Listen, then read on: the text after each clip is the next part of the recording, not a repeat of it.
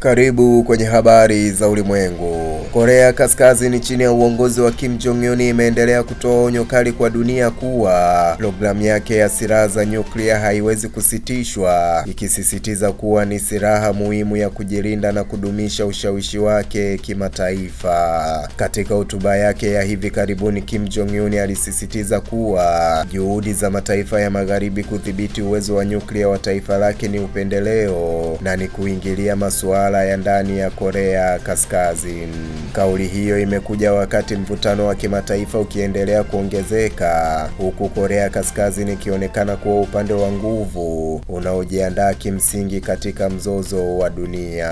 Mataifa ya jirani ikiwa ni pamoja na Japani na Korea Kusini yameongeza tahadhari zao za kijeshi na kuendelea na mazoezi ya pamoja ya kijeshi pamoja na Marekani.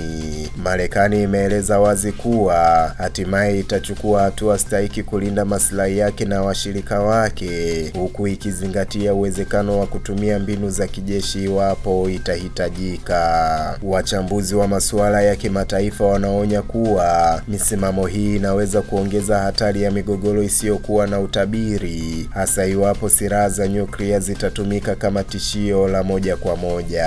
Aidha, kuna dalili kuwa Korea Kaskazini inajipanga kimkakati kwa kushirikiana na mataifa kama China na Russia, wakijaribu kuunda upande wenye nguvu katika siasa za kimataifa. Kuongezeka kwa mazoezi ya kijeshi na uwepo wa silaha za kisasa kumeibua hofu kwa mataifa kuwa eneo la Asia Mashariki linaweza kuwa kitovu kingine cha mivutano duniani.